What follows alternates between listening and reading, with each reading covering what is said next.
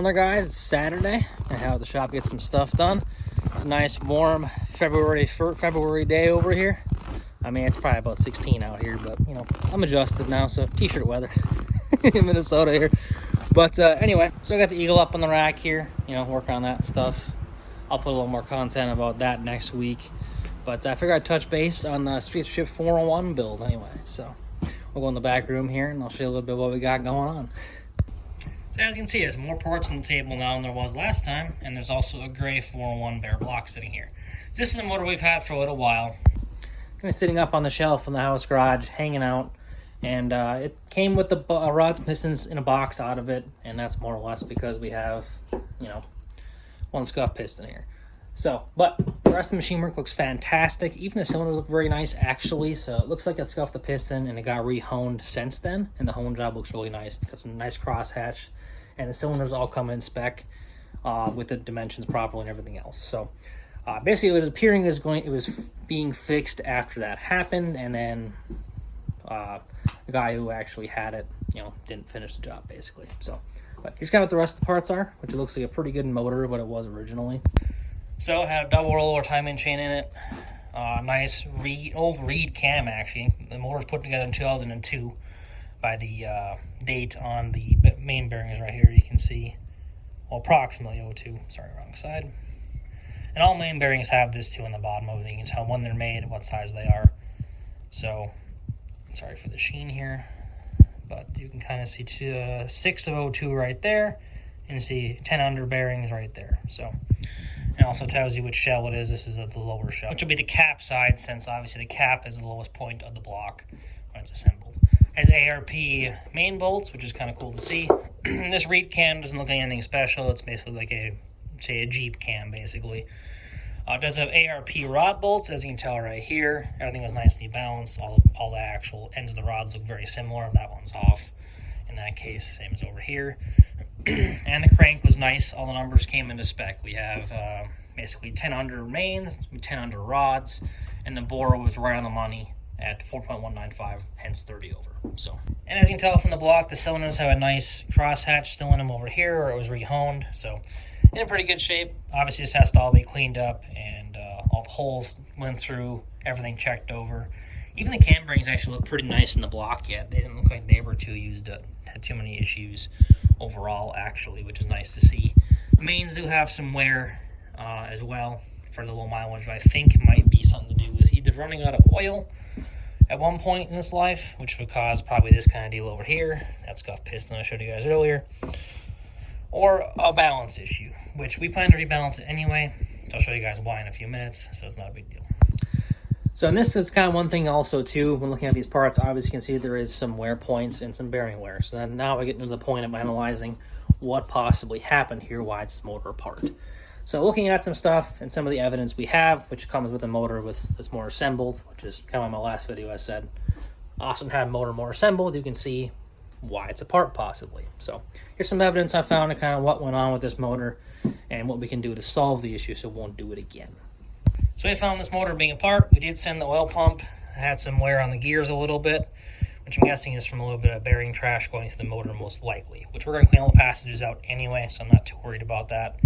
As you can tell, our bearings have some kind of wear on them like this, but not a whole lot of miles in this case as well. And kind of some skittering going on like this. You can kind of tell the bearings have some highs and low spots and jumping and skittering kind of deal. So it appears to me the motor actually ran out of oil by the looks of things. But at the same time, that possibly is not the case because it actually has nice surfaces on the crank and everything else like that. Just the bearings took the brunt of the hit and the cylinder wall. One thing I did notice in looking at all these rods and pistons though, is some of these rods are actually on the pistons backwards. And pistons all have an offset. These are not centered on a piston. They are actually all offset. On a good, probably 75% of pistons in any motor have a pin offset in the piston for it to ride the cylinder wall properly. So the direction that the rod is installed on it is very important in every way. Because what you actually have is, you have your numbers on your rod right here. Number 2 and 2 lines up your caps. What you also have is that hole right there, as you can see. Well, that is an oil squirter hole. So that actually will squirt oil out of the cap here into the opposing cylinder to lubricate it. So if these are installed incorrectly, say for instance you line up the piston up here. I gotta pull out the 360 as a nice way to tell the example on this. That we've had put together is freshly redone just from Mom's Jeep actually. But anyway, as you can see, number 2 is right here and number 1 is right here on this 401.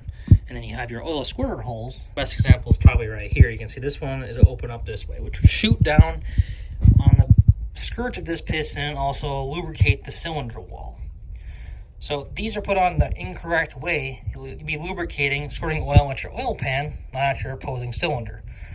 Hence the cylinder's going to get washed down, and there's no seal for the piston rings, and you scuff a ring because there's no lubrication in the cylinder.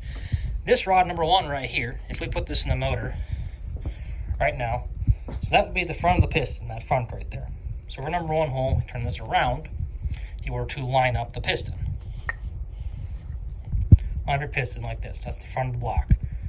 The oil number 1 is pointed this way, like this. So basically this right now, if this was in the block, this oil hole on the crank would be squirting at the oil pan and not squirting at number 2 cylinder in this case.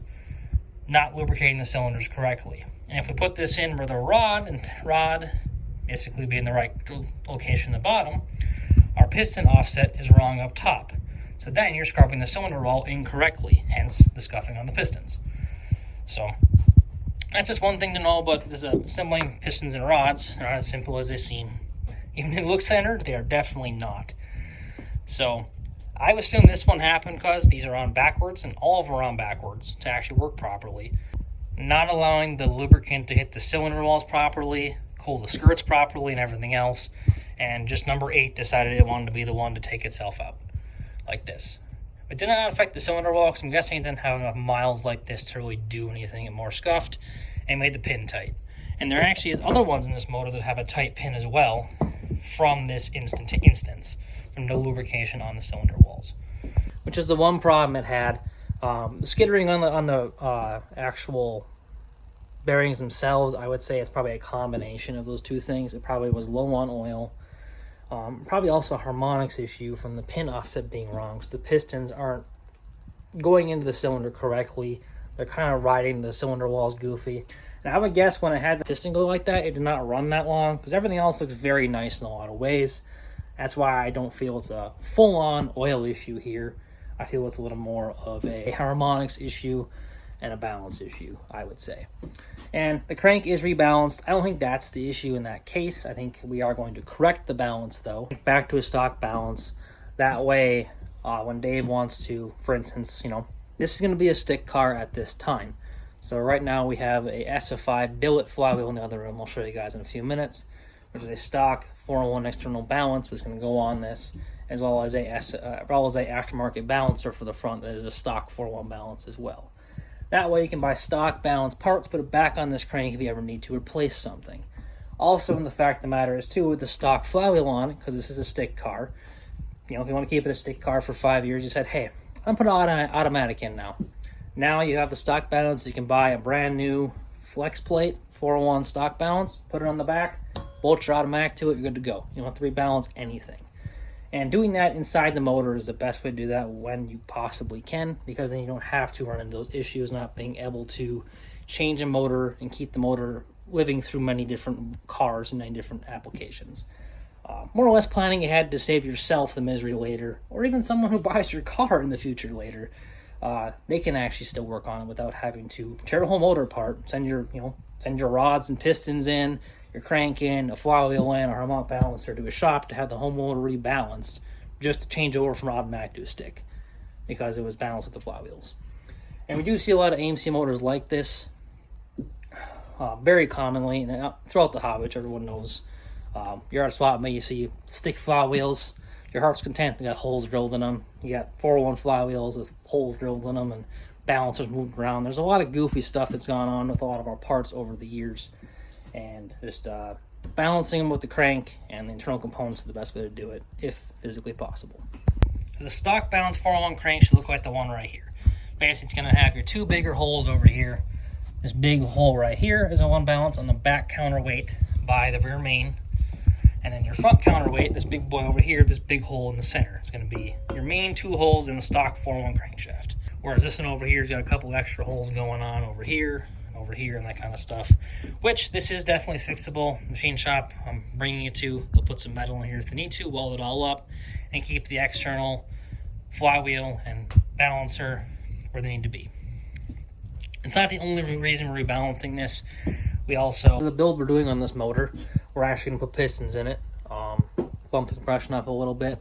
So we really need to kind of rebalance it anyway. So this is a good candidate for this job, since we're going to bring in for rebalancing. As we use this nicely fresh crank, all we have to do is maybe a tiny bit of polishing on it, and we're ready to go for as far as the bearing surfaces go. We've got to rebalance it, which we're already going to do anyway. We're already going to pop these rods off these pistons, put new pistons on them, new pins. So we're already going to be there, already rebalancing. So it's a fantastic crank for this situation. So now that you guys saw the motor, what we're starting with, what we're using, I showed you guys the heads last time already. So we're going to still use the gold heads in the back over here. We're going to go on this, which are 090 heads. That will be relevant in a few minutes. And here's what we're starting with for parts. I'll show you the goodies we bought and kind of explain what the build sheet's going to look for this motor, what parts we bought, how we plan to use them, everything like that. So anyway, we got our main internal components sitting right here on hand. Our gasket sets, bearings, pistons, timing chain cam, valve springs, lifters, cam, and our balancer and our flywheel, and also some locks and retainers, and I'll explain what those are for in a few seconds here. Obviously, this isn't everything for the motor. The oil pan was on it, so that's going to be a stock pan for right now. We're not putting on a mount on or anything. Doesn't need it. We're only going about 6,000 with this motor, so a stock pan will be plenty good for this application. Not a problem there. No external oil lines or extra stuff. And then a couple other pieces will come, like torquer intake and a couple other small parts for the outside of it will come in a little while. Distributor and coil and all that kind of thing will be later. This is more just internals of the motor itself. So usually we go with Felpro gaskets. I'm not going to go open the box. It's just gaskets, nothing super fancy for you guys. Just a 42 thousandths cross thickness regular Felpro bootstrap head gaskets. All your other gaskets in general. A regular Malay valley pan gasket. Nothing too out of the ordinary. And we got our Durabond N9 cam bearings. We run these in all of our motors. We are running Malay mains right now. It's the ones I found available. I've run Kings and Malays back and forth. Either one doing fine for us. Well, Clevites basically. Clevite 77s. But part number on those in the 10-10 is 10 under mains, which they all look pretty good. Obviously, they got their plastic packaging right here. Or the come out of the box for me. It's kind of hard one-handed. But anyway, so you got your main bearings looking like this. Obviously, your two thrust main bearings on the ends, and your middle bearings in the middle. So, and they got your hole in the block side ones with the galley for the oil, and then also your flat ones. Also your little offset tab for the block. You can see right there. So, looking really nice. As far as the rod bearings go, another set of Clevite 77s. Regular part number there, -10. Also 10 under main rod bearings. Pretty simple looking deal, the same as normal. Just looks like a set of standard stock bearings kind of looking deal, just like this. Except for 10 undersize for the 10-10 crank we got going on. Weight in the pistons, I'll go over those last. But right now we got a set of 82216 lifters, comp lifters. Our 904 lifter, nothing super fancy. We usually run comp lifters on a comp cam. Basically keep the metals similar, keep the brand similar in that case. We got the 26, 911, 16 valve springs, which are very similar to your 926, 16 valve springs. Very similar spring rates, actually. These are a little bit taller installed height. Their 926, 16 is 1.8. This is 1.8, I think 2.5, if I remember right. The 926, 16s are currently on back order for months on end. So this is a very comparable, very similar valve spring to that valve spring. So we're going to use these in this motor instead of the regular ones we do use, since they're not available at this time. But these are pretty much exactly the same numbers, same diameter, everything else. Just a hair taller installed height, so they only have a tiny bit more seat pressure, but nothing ridiculous in this case. 3218 timing chains, just a regular comp timing chain, nothing out of the ordinary, but a fresh one that'll work well for what we're doing.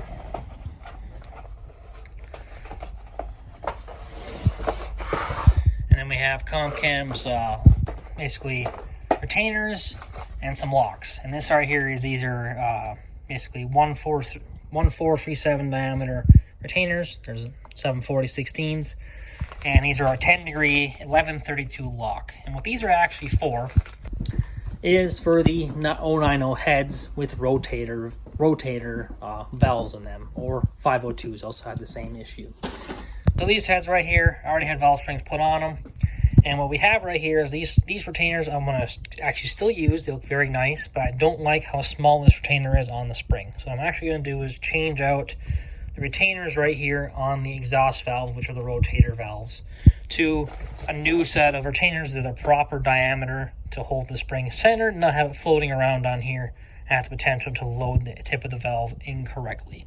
So, and that's what these locks are for, a 1132 valve. Since these are actually a 3/8 valve and 3/8 guide, they're a 3/8 valve with an 1132 top on them for the rotator, basically exhaust, basically retainer, which you can see me kind of explain about those in my last video of what those actually were. So this is a good way to replace those to actually eliminate the rotators when you first start out in the first place, or just to replace a set of retainers that are a little bit smaller than they should be for the application of having something 6,000 plus. Then right here we have a Professional Products balancer, the 8110, which this is a very nice aftermarket balancer that they make actually for an AMC. It allows you to have a bolt-in weight that works on a 304, 360, or a 401. You just to change the weight per what motor size you have, which I know some of the guys might know from a couple of years ago. They did have issues with these. The center hole was a little undersized, probably we'll say about 4 years ago, and they did not go on. You had to actually hone the center hole to make them fit on the crank. I honed probably 4 of them. They have since fixed that issue. Then the last 4 that I bought, probably around 2021, they fixed the issue. So the crank bore is the correct size now. These are a great balancer to use. We have them on probably 4 or 5 of our street trip kind of cars and race cars and stuff. Nice part for a nice price. And the ability to fit it on any motor you have size-wise is fantastic. Now we got here, this is our SFI rated flywheel. This is a billet steel flywheel actually from PRW. We have one of these in my dad's stick car, which has a pretty similar combination to this motor actually, that's part number on that. This is the external balanced one, so it's set up for basically 401. The weight of the weight is 472 and 79. It fits the crank register that way. That's your numbers obviously for that, and it has the 164 tooth ring gear on it. So very nice piece of PRW. Looks nice, it fits nice, and has a bolt-on weight. So they actually do sell weights for a 360 and a 401, so you can use this on those 2 motor combinations. They also do sell it as without the weight, which is a bolt-on, so obviously you can unbolt it, for using on an internal balance motor. I do believe PRW actually does make these for early motors as well with the other crank register, so you can put it on a 390 or a 343 or something to that effect as well. I believe I have to check with you have to check with their site and see what they have for options. But a very nice part to have when you're wanting a motor at 6,000 and not have the old cast flywheel that's 40 plus years old. That seen a lot of heat, seen a lot of RPM, and all of us like to walk places, and it's kind of handy to have feet for that. So I mean, even with a scatter shield, you're a lot safer, but still, it's just better to have a nice flywheel that can deal with them forces, with the harmonics, everything like that, when you're really beating on a motor like that. And truthfully, it's a pretty good price point for having the level of comfort with being able to spin a motor up pretty high, and know you're not going to have something come to the floor at you. So. With that, now on to the 2 key things you guys probably wanted to know the actual answers to, and some all other stuff I'm talking about here. In this case, since our stock dog dish pistons had issues in actually both motors, and effectively we could use the dog dishes and made a very powerful motor, but we figured we already got to change pistons, I'll just add a little compression to this thing and make this Javelin really do its thing nicely. So we decided to go with a set of Wisco Pro True Street pistons. These are PTS 540 A3s. These are 27cc dish, 30 over 401 piston. So this should effectively put us somewhere in the 9.5 range or 9.25 range with the 090 heads we have. As you can see, we got some nice coating on the skirts, nice looking piston. There's your offset you got too. and a nice valve relief and a little bit of dish there, which keep the car plenty streetable. Also put us at nice compression to get us a little more extra power with this 73401. And also this kit looks really nice actually. So they came with individual packed rings. This is each individual ring for 4.195 bore, obviously 30 over 401. Comes with all your rings, information about everything, and then also the brand new pins for your pistons down there on the bottom. So now we got our piston combination talked about, raising us from a probably a 41, 44 cc dish piston to a 27. A little lighter weight piston as well, should make it rival a little better and be a little happier with the cam we're going to put in this thing. So for this application, we decided to go with a 280 comp cam. So that's about a 490 lift, duration of 50 is 230, advertised duration of 280, and then a lobe separation of 110. So this is a nice cam. It's a nice 2,000, 6,000 RPM cam. Works well with a stock converter or a stick car like this case. Nice cam for this combination at this time, where it's kind of more of a street car days, you know, ride around, do burnouts like a crazy man.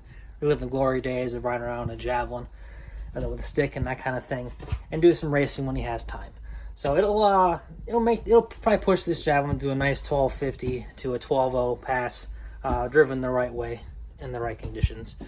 But there's definitely a lot of room in this combination for more too. We could definitely go with a custom grind and get more out of this, and in the future if Dave plans to do a little more drag racing as opposed to more street driving. But this will give it nice street manners as well as perform pretty well on the racetrack and make it a fun car on and off the street.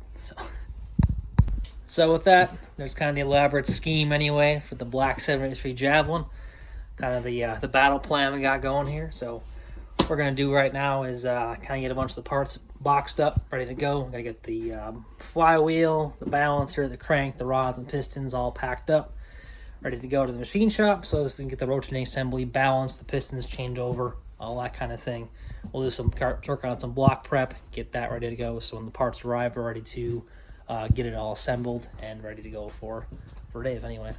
So that's kind of a wrap for this video. I'm gonna get to work on doing more work on the Eagle actually right now for the next video, and I'll catch y'all later. Well, thank you guys for watching the channel. If you enjoyed what you saw, hit that like button, smash the subscribe button there too. We'll catch y'all later.